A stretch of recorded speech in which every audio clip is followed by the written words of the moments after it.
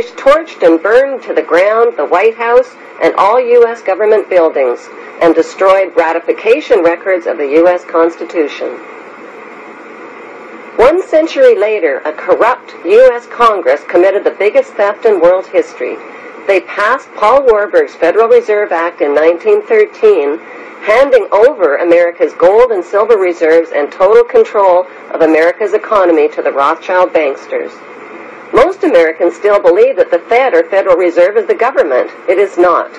The Fed is a privately owned banking system whose majority Class A shareholders are the Rothschilds, Warburgs, Kuhn and Loeb, J.P. Morgan, Rockefeller, Israel Seif, and the Lehman Brothers. This private banking cartel is the Fed and is never audited and never pays taxes. They print and design America's money, which displays their symbols of an Egyptian pyramid, a Masonic all-seeing eye, and the words, "In God we trust." Who exactly is the God they trust? They also collect American taxpayers' money through the IRS. Then they loan it back again with interest to pay for roads, bridges, and other public works.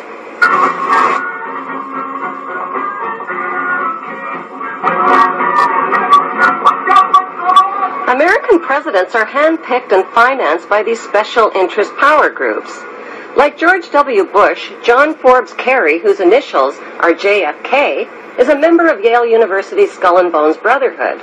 The Forbes part of John Kerry's name identifies his descendancy from Captain Robert Bennett Forbes, who was a drug runner for the Rothschilds' opium drug trade with China in the 1800s. Most U.S. citizens believe that the United States is a country and that the president is the most powerful man on earth. The United States is not a country. It is a corporation, and the president is president of the corporation of the United States. He and his elected officials work for the corporation, not for the American people. Since the United States is a corporation, who owns the corporation of the United States? Like Canada and Australia, whose leaders are prime ministers of the Queen and whose land is called Crown Land, the United States is just another crown colony. Crown colonies are controlled by the empire of 3 city-states. At the center of each city-state is a towering, phallic-shaped stone monument called an obelisk that points skyward. In D.C. city-state, the obelisk, known as the Washington Monument, was dedicated to Freemason George Washington by the Freemason Grand Lodge of the District of Columbia. In D.C. city-state, the obelisk, known as the Washington Monument, was dedicated to Freemason George Washington by the Freemason Grand Lodge of the District of Columbia. The secretive Brotherhood of Freemasons laid the Washington obelisk's cornerstone in 1848 and contributed 22 Masonic memorial stones.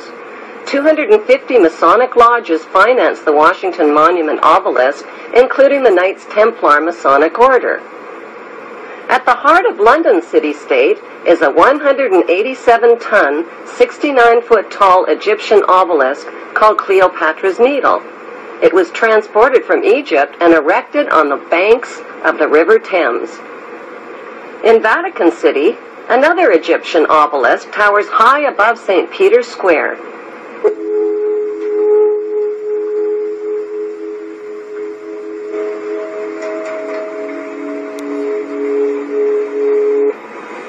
What exactly is an obelisk? Obelisks are phallic-shaped monuments honoring the pagan sun god of ancient Egypt called Amun-Ra. The spirit of this pagan god is said to reside within the obelisk. Obelisks symbolize the phallus and fertility. At the base of the obelisk is a sunwheel circle symbolizing the vagina. Together, they depict male and female sexual union.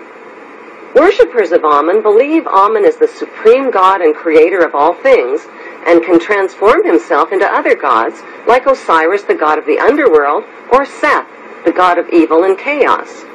Since vowels were interchangeable in the biblical Hebrew language, Amun can be spelled A-M-E-N, A-M-O-N, O-M-O-N, or A-M-U-N. Today, Amun is one of the most popularly used words in the entire world. It is used in all languages by Christians, Muslims, Hindus, and Jews at the end of prayer. Without realizing it, people all over the world are praising Amun. The Old Testament of the Bible is the holy book of both Christians and Jews. Amen is repeated over and over again throughout the Bible and is hidden within the word testament. The word Amen literally means the hidden one. Many are fooled into believing that Amen means so be it or truly, but in Kings 1 verse 36 of the Old Testament, Amen is identified as the Lord God of my Lord. Why in the world would the Vatican, a fortress of Puritan Christian values, erect a monument symbolizing the pagan god Amen and sexual intercourse right in its own front yard?